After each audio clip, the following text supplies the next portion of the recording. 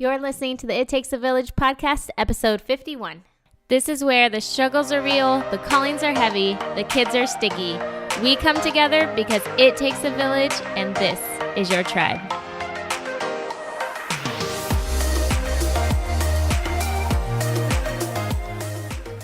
Hey guys, and happy Wednesday. I'm super excited to have you listening in to the It Takes a Village podcast. And today we are with Karen from ifitweresimple.com, and she is a parenting coach who makes all your parenting dreams come true. No, like seriously, if your child isn't listening and you don't want to have to yell to get them to listen, like she is your woman. But today we are talking about navigating through a tough pregnancy with 2 kiddos in tow. As a parenting coach, what moms come to her most for and how she solves their problems, and also her divorce and transitioning into single parenting and what she has done to make sure that that transition has gone smoothly and the things that she has learned if her divorce had not happened. So I'm really excited for you guys to listen in. Let's get to the episode with Karen. Hey Karen, I am super excited to have you on the podcast today and to talk about mom life, raising little ones, and all the craziness that goes along with that. So I'm super excited to have you here. Thank you so much. Oh, thank you. So great to chat with you here. Yeah, so before we get into all the mess and all the crazy stuff, I just want to let you give the listeners an idea of who you are, kind of what your life looks like right now, and a little background, if you will. Yeah, sure. So I am a parenting coach, and I have my own 3 kids who keep growing up faster and faster every day. Yeah. I can't believe they're already 8, 10, and 12. Oh my gosh. Yeah. So they're actually at a really fun age right now. Yeah. But yeah, so I used to be a preschool teacher, so I really just love working with kids. And then ran a preschool out of my home for like the past 4 years, and transitioned to helping the parents, because parenting is hard work. Yes. Yes, I was going to say, because we need you. Yeah, well, and you know what? It's like with me focusing on parenting and, helping parents be the best parent they want to be, it like keeps my attention on it for myself, which is awesome. Yeah. Because you're like, if I talk the talk, I have to walk the walk. Yes. Yeah. Yeah. And actually, it's kind of funny you say that, because I remember one time this summer, I didn't have very much patience, and my son was like, "And what would you tell the parents you work with?" And I was like, "Ooh, right. Good question. Don't you love that when they start to reverse psychology you, and you're like, wait a minute, this is not how this is supposed to go down? Yeah. I mean, yeah. So it's like mixed things. People are like, "Oh, why do you let him talk back to you?" And I'm like, well, it was how he said it. It wasn't rude. It was kind of funny. Right. And I'm like, I feel like it's great that we can have that relationship, right? Where it's we push each other to do our best and remind each other when we're not. Mm-hmm.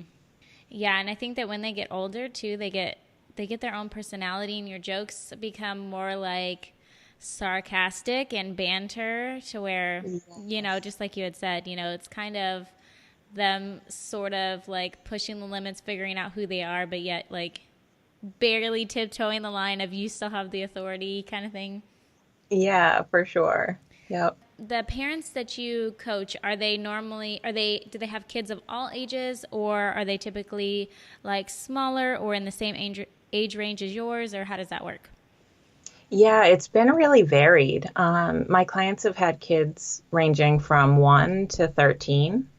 Usually they have multiple kids, because I think you start feeling the pressure a lot more when you have to divide your attention between multiple kids. Yeah. I also wanted to kind of talk to you about your youngest child, because you had mentioned that your younger child sort of had different needs than the rest of the children. And so I kind of wanted to get into what's going on with that and how you're parenting that situation, and maybe if somebody else listening can resonate with the same issues, we can kind of talk about that. Yeah. So, actually, when I was like 18 weeks pregnant and went for my ultrasound, then Mm-hmm. we found out he had an enlarged bladder, Uh-huh. and they actually like told us to consider terminating the pregnancy, and he probably wouldn't survive, and like Oh my all gosh. this crazy stuff. Yeah. And so it was like a long and stressful pregnancy. Mm-hmm. And then they were like, okay, well, hopefully you make it to 23 weeks, hopefully Oh my 24. gosh. And it's like he was born a day after the due date. Oh my gosh. He So you're like he all was that stress for nothing. Like, I yeah, mean, he was probably like not nothing, 9 but yeah. pounds, Oh my gosh. 15 ounces. And of course, like they whisked him right off to the NICU and all that. The big concern then was like that he wouldn't be able to pee on his own. Yeah. Right. And so like then that would back up into his kidneys and Mm-hmm. all that. And so he ended up being able to pee. I don't know. Like when he was born, he had an adult sized bladder, and it was just kind of crazy. So he had been followed over the years, and eventually it got smaller, but Yeah. he had always had some like bowel issues too that we weren't really sure about. Man, that's like the scariest thing though, when you're pregnant and then like you're already in that space of like, you don't want to think about the bad things that can happen. You know what I mean? Like, and then when they tell you something, you're like on eggshells basically. And then for them to have you just constantly being like, okay, let's see if we can make it to, the next Yeah. point. And then you're like, okay. And then what? Like the whole time you're probably, how was that? Like, was that awful for you? I feel like I would be, Yeah. you're like pretty much. Well, and it was too because, with the two other kids, right? They were Yeah. young. And so also, even just logistically, right? Like having to go for all these extra appointments and then figuring out like who was going to watch the other kids. Because when they're 2 and 4, it's kind of tough to bring them to appointments all the time. Right. But yeah, and like dealing with all their needs at the same time, I'm stressed out about, what's happening. So how do you help, or how do you come into homes, and what is like the most common behavioral issue that moms come to you about? Yeah, so a lot of it has to do with some form of not listening or like, not behaving. And I think that's why my clients, like the kids, have such a wide age range, is because all kids like have these types of issues. And the great thing is that, a lot of the time just like slowing down to focus on finding solutions to like what's going on. They're actually like pretty like simple solutions that the parents can come up with. Yeah. I just love it. It's like, it's so funny because I feel like so many times parents are like, I can't believe that worked. And I'm like, well, why? Like, why not? And they're like, it was so simple. And I'm like, oh, okay. Like, Yeah. Do you think that we kind of like with today's culture, like how busy it is and all the stuff that we have and all the electronics that we, like the kids have now, do you think that is probably the main reason that we have this disconnect or that lack of, because I think what you said kind of like struck a chord with me, that you were like, it's just a matter of us slowing down and kind of addressing what's going on and thinking of, okay, how do we solve this? But maybe we're just so busy that we don't recognize that we can do that. yeah. I mean, and exactly. And so kind of like back to like my son's health issues. So he still does have health issues, but like a lot of that caused me to like really focus on what was important to us. So like he was having a lot of issues when he was 2 with like health stuff, and I thought maybe it was foods he was eating, and my dad was like, oh, you should keep a food journal, and I was like, I don't have time for that. And like of course like I felt awful because it's like, okay, like my child's health. And I mean, I was a stay-at-home mom at the time, so it's like, well, like what was I doing that was like more important than that? Yeah. So it really just, made me stop and like think about that. Like, obviously like part of it was just like maybe I didn't want to have to deal with some of the issues, but it was pretty eye-opening. And so around the same time, my husband actually moved out. So my kids were 2, 4, and 6. So it was like I really needed to figure out, what was important, what I wanted to be spending my time doing, my energy on, because I couldn't do everything by myself. Yeah. Yeah, that's crazy hard. Yeah. Yeah. Yeah. So it's so funny because now I'm like, oh, like some of the skills and some of like the things that we focused on because of that, like have really helped them. And had we not been in that situation, maybe they wouldn't be so independent and have some of the other skills that they have now. So what were some of the things that you wanted, like once you and your husband separated or, he moved out, then what were some of the things that you wanted to do with your kids as far as making sure that, this transition didn't disrupt them or affect their behavior? Was there any certain like particular things that you were like, this is what I want to focus on with them moving forward? Yeah. And, and at first, a lot of it was just like consistency and trying to keep things like as normal as possible. Yeah. And not allowing like my stress about what was happening or like not knowing what was happening or, financial worries and all that to like interfere with our day-to-day like connection with each other. Like I still wanted to like have fun playing with them and still like read to them at night and be able to be present and enjoy that. For me, it was like I actually had to figure out a way to go back to work or like make money, but I also still wanted to be a stay-at-home mom. So that was like a big thing that I needed to figure out. And that's ultimately why I opened the preschool in my house. And I called it a play school because I really think kids learn, but also like process the world around them through play. And so that was like a great way also for my kids to be able to process things by having that unstructured playtime.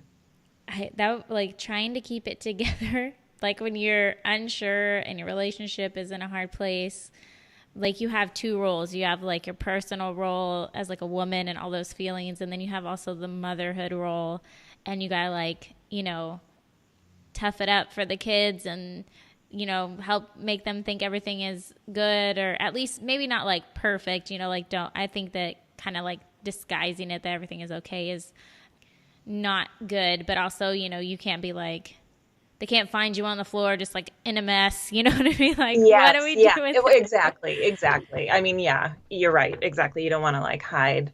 You can't, I feel like you can't really hide No, they that find from your you. kids anyway. Yeah, I mean, they they find pick you. up on the energy.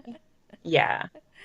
There are going to be good and bad things to all marriages, and like it's hard to know what the right thing to do is. Yeah, for sure.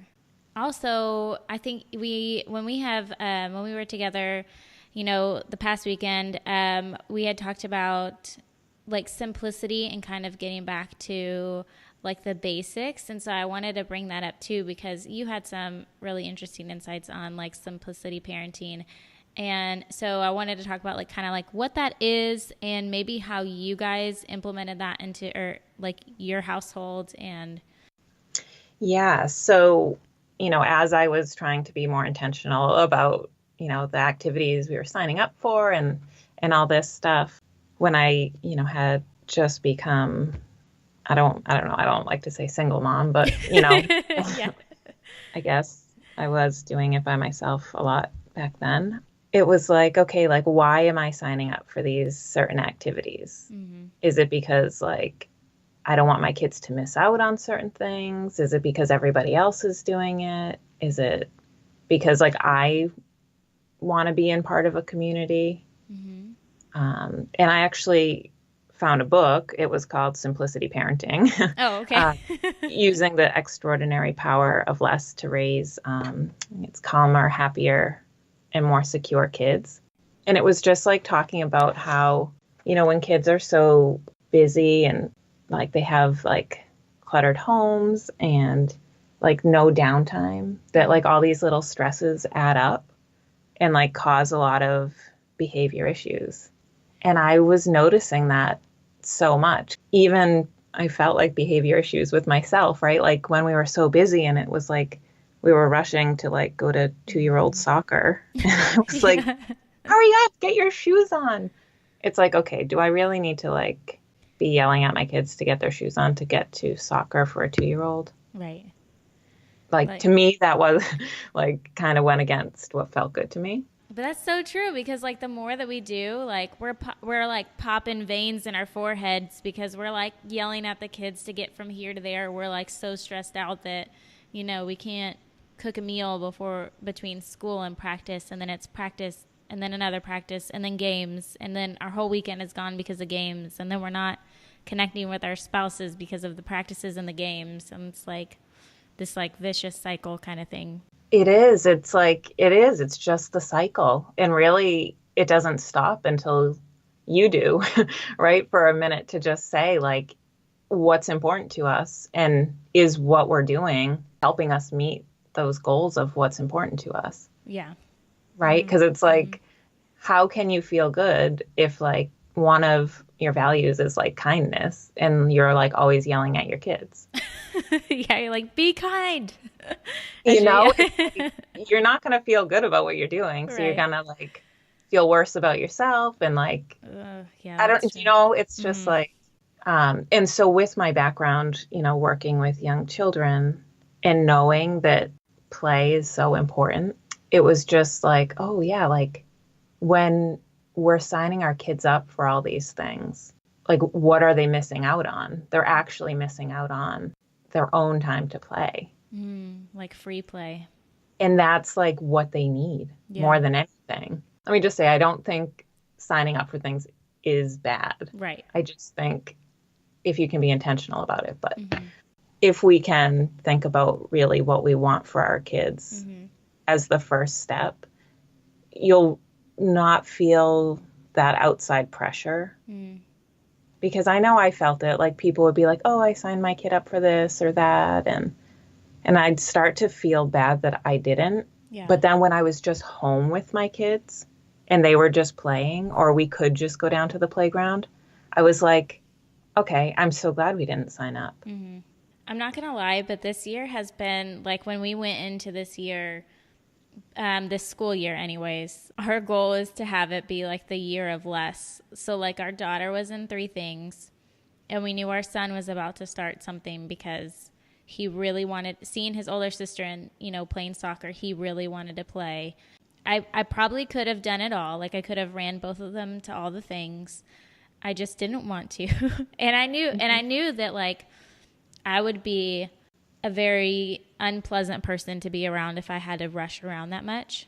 And so, I was like, this is just going to be the year of less. And as a stay-at-home mom, even though I did this podcast, I think that a lot of people just hear an episode, but they don't really know what all goes into putting out a podcast or an episode. And so, to others on the outside, it looks like I have a lot of time. And so I also stopped volunteering for a lot of things. And so it's hard. It's hard because people don't know how much you do or don't do. And they assume that you should be able to do the, XYZ. And so you feel like you should be doing XYZ. And so I think that kind of that's where I am right now, to where it feels really good that we're doing less. I feel really good that I'm not volunteering for all the things, but I still do get that kind of guilt thing. Every once in a while it's like, oh, like I know they're probably, I didn't sign up for that thing and I know they're waiting for me to sign up for that thing. And so, it's like it's hard. It's hard to be a mom out here. Like, it is. It's really hard. And I think, like you were saying, like just trying to do do less was making you feel good, right? Like you feel good. And I think it's just remembering that, like, no, I'm happier when I'm doing less, which is ultimately like better for my family. Yeah. Having an 8, 10, and 12-year-old, what are the things, because I'm not there yet. I have a 7 and a 4-year-old, and I'm dreading that, like, I'm dreading them getting older. I just feel like if they're anything like me when I was that age, like the eye roll started, like the back talk started. What are some of the struggle or the challenges maybe of like that you'll get into in that age group as a parent?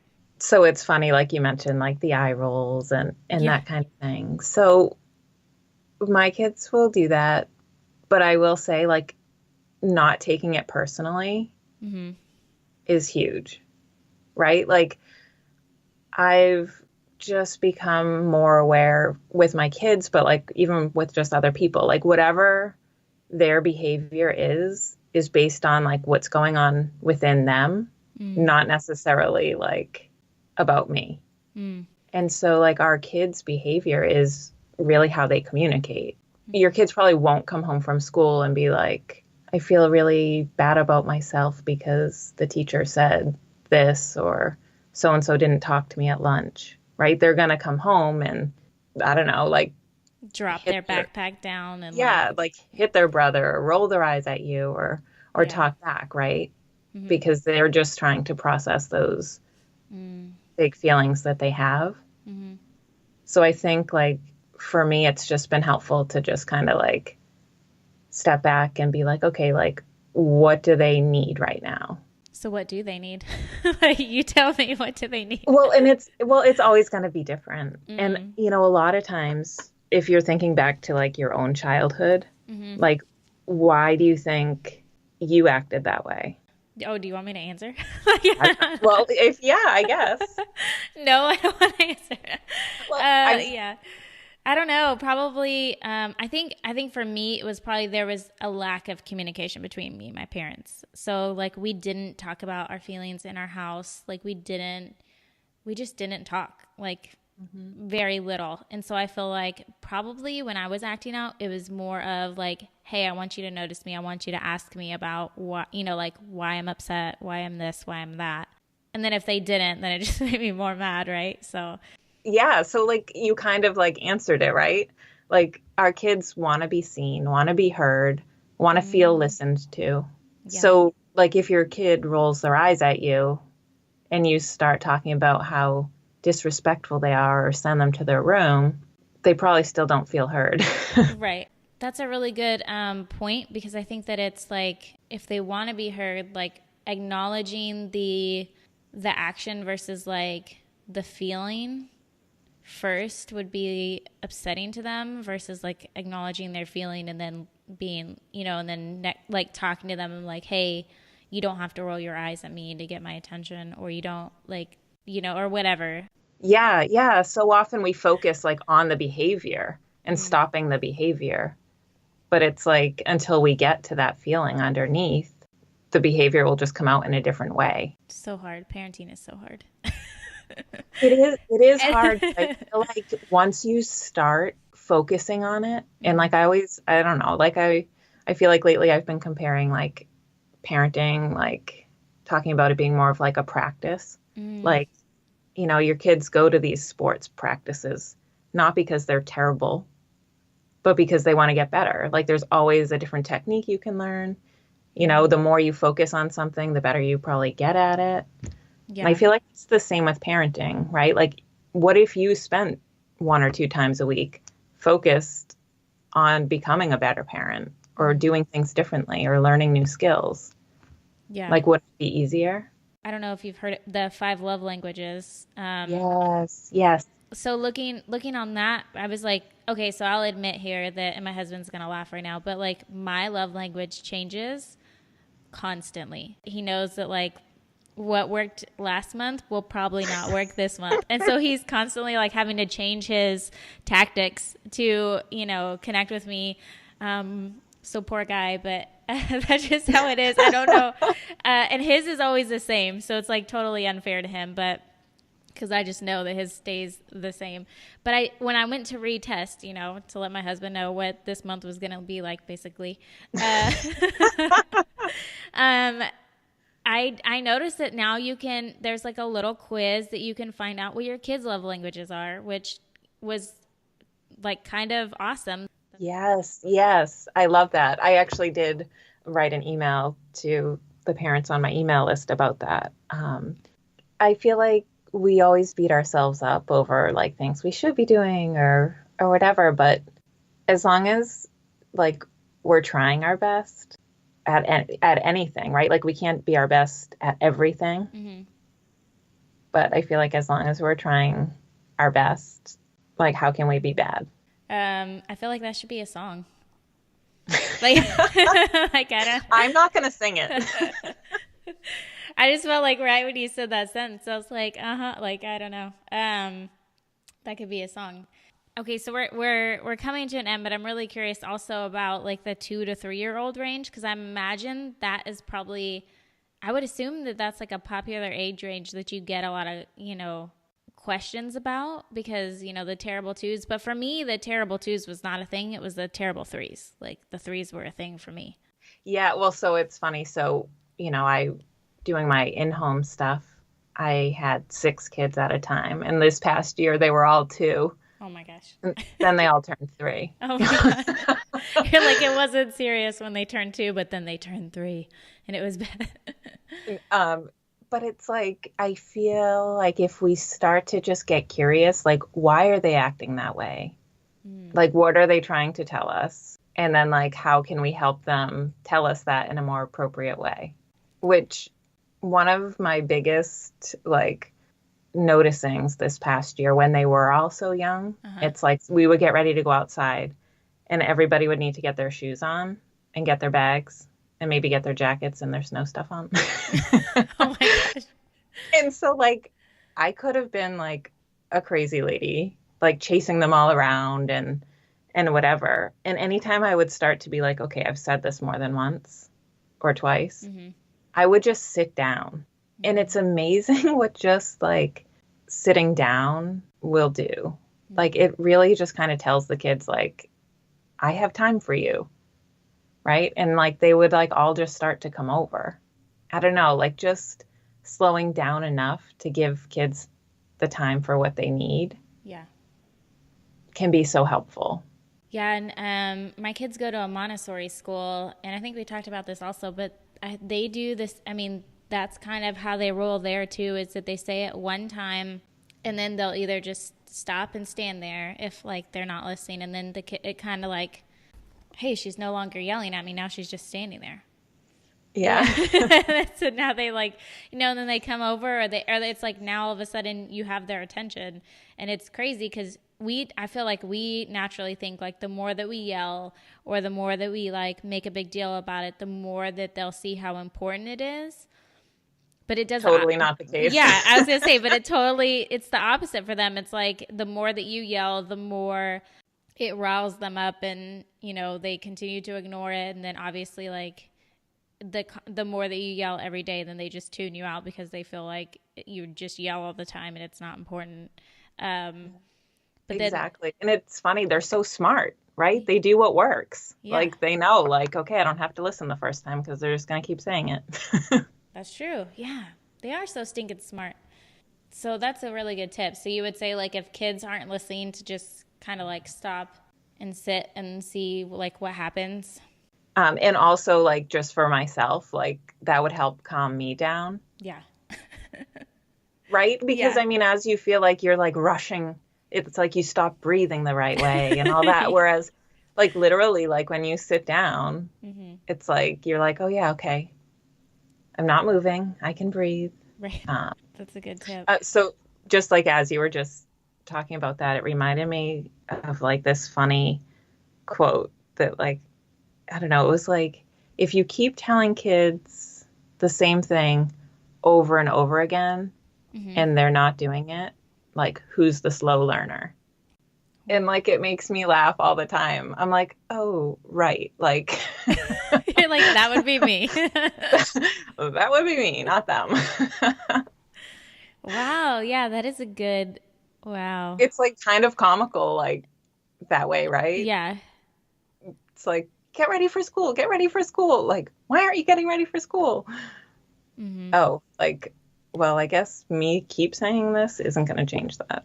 And the thing, like, I've noticed sometimes, like, we're our own worst enemies in this because when I know for a fact that my son does better if I like in the mornings and I just for me to just tell him he's 4. So for a 4-year old to be like for me to say go get ready for school, like that's a big thing for Hmm. and so to expect things from him that really I shouldn't expect from him, but I know that he does better if if we hold hands down the hallway and I take him to his room. Like, I don't have to pick out his clothes, but like we just go together. And yes, like I have to stop what I'm doing and walk him down the hallway and make sure he gets to his room because on the way there, like if I let him go on the way there, he gets distracted by a bajillion things. And then, and then if I don't go with him, I'm yelling at him constantly, like, you got to get ready, or I told you to get dressed, or I told you to get dressed. And so I'm actually wasting more time by not doing what I know he needs, like walking him down to his room. I don't know. There's just something about it for him where it's like, okay, this is what I'm supposed to be doing. And it's like I make sure he gets there without getting distracted on the way or something. But, versus if I don't do it, then I'm actually wasting more time because I'm yelling at him and then he never gets dressed. And then I end up finally having to do that anyways, to like go get him dressed. And you feel horrible in the meantime. Right. Yeah. Yeah.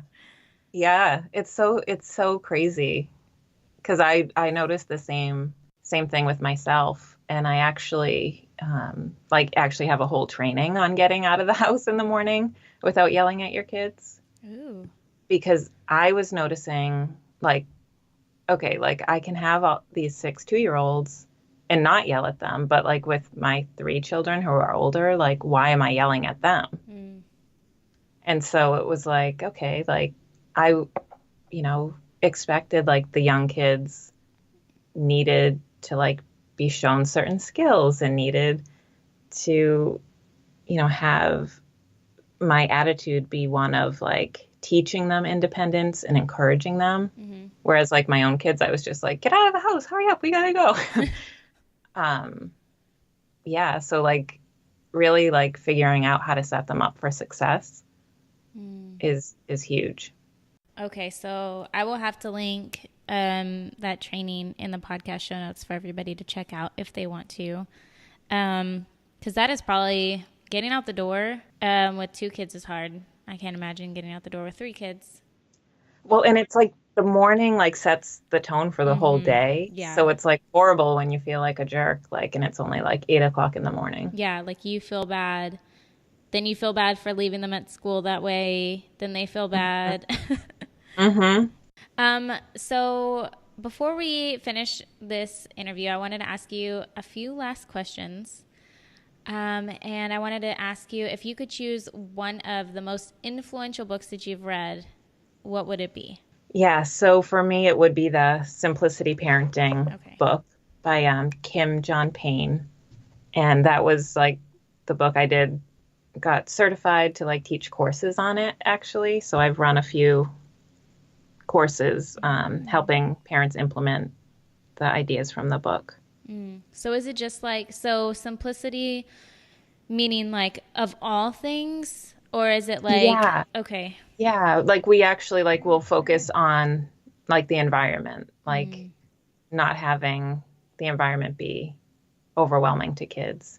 And it's funny because I don't know if this has happened with you, but a lot of times at preschool, kids will like easily clean up the toys and put them away. Mm-hmm. And, at home, it's like, wait a minute, why don't they do that here? Yeah. But it's like preschools have limited toys that are out Yeah. and they all have a set place. Yeah. And there's a set time to put them away. So it's like, well, what if like at your house, like even if you didn't get rid of toys, like what if you only had a set amount out and then you rotated through? Mm. Yeah. And like just coming up with like routines, like so you keep the same routine every day. Might not be at the exact same moment each day, but like, your days have a certain pattern, like kids know what to expect. Mm-hmm.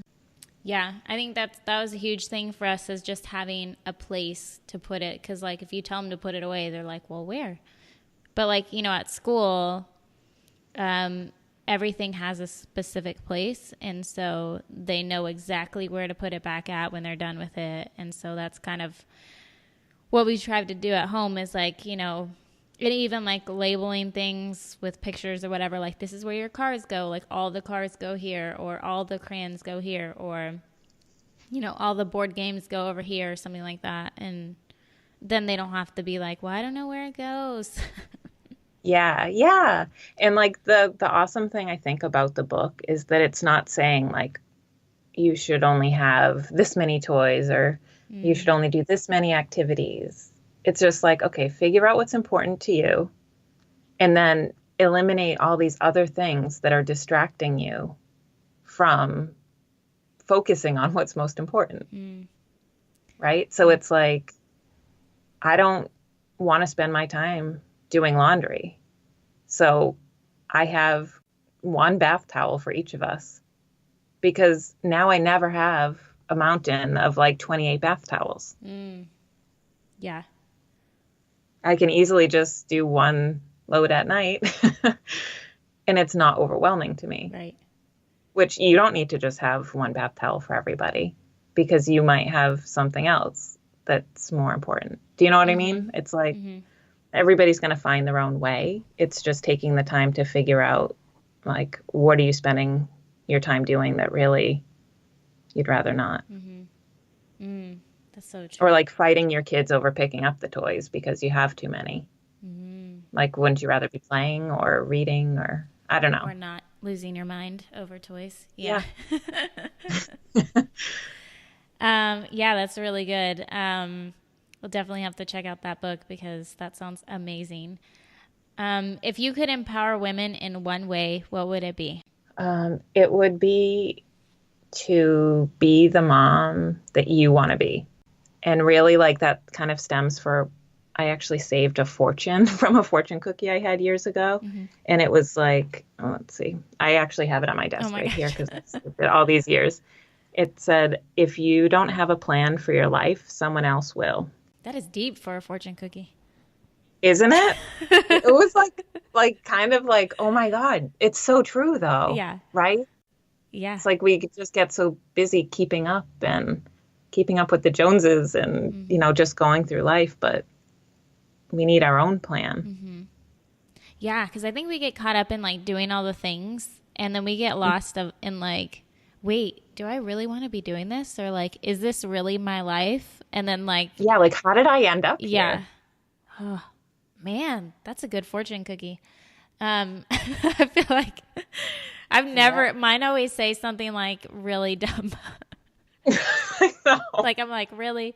Come on. Not that, and I don't know why I do that every time. You know, I'm like, when the fortune cookies come, I'm like, you know, trying to pick the best one of the bunch, or which one I think is going to have the best one. And then, you know, I don't want anybody else to touch it. And then I open it and it's like, smile. You're a great friend. And I'm like, okay. Yes. There's something weird. I totally know exactly what you mean. Yeah. Anyway, I don't know why that was valid for me to say. I felt like... No, I'm the same way. And then I'm kind of like always chuckle, because I'm like, well, I don't think anything will ever top this one. Right. No, I don't think that is like a dang good fortune.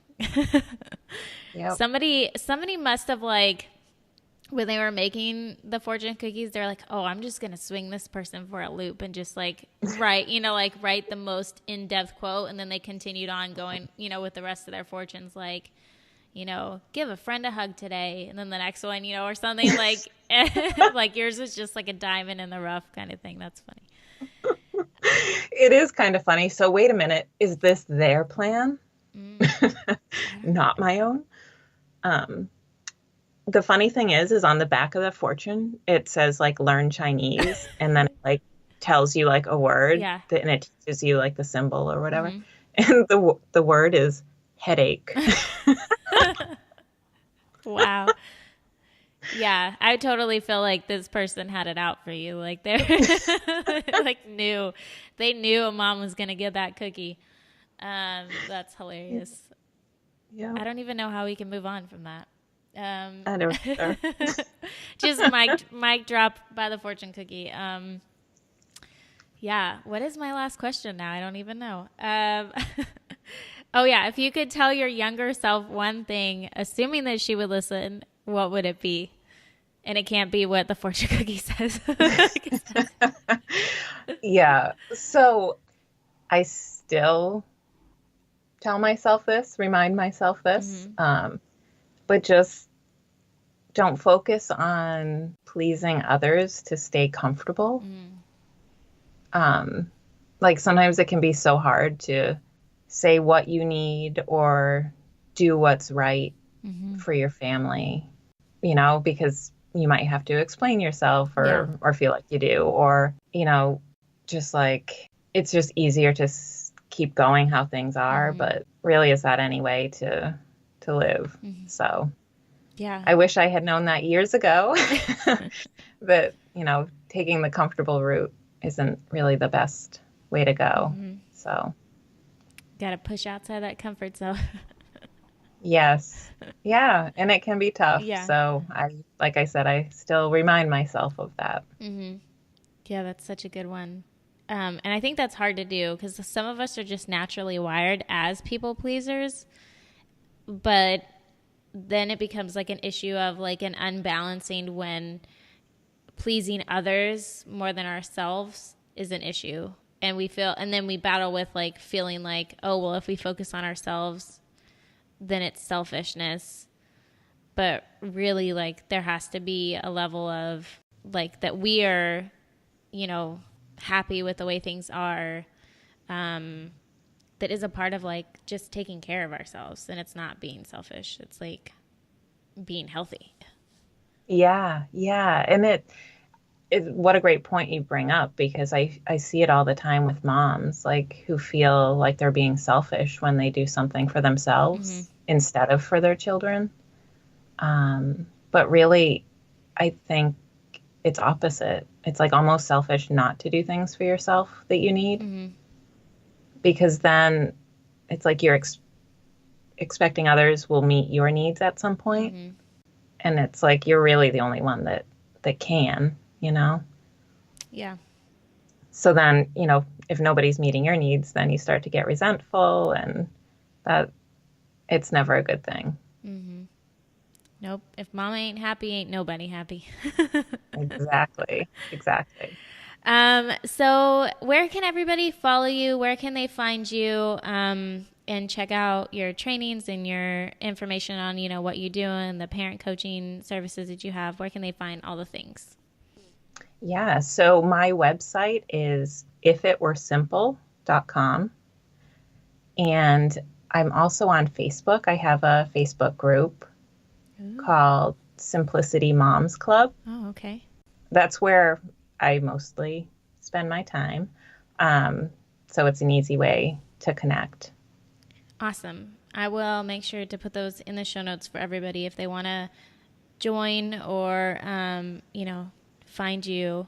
Yeah, and I'll have you put the link too for the morning training, and I have a Get Your Kids to Listen guide and all that, so people can sign up for those if they're interested. Awesome. Yeah. Well, thank you so much for being on.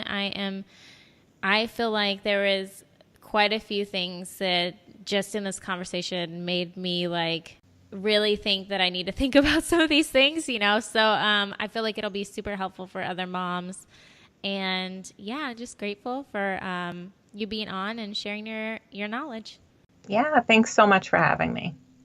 Hey guys, make sure you go and check out the show notes page for this episode at ittakesavillagepodcast.com. And there you can get all the links that we were talking about in the episode. And they sound super amazing, super helpful, because I know that mornings are a struggle. If you have been listening to this podcast and you love it and you want to help me out, here's what you can do.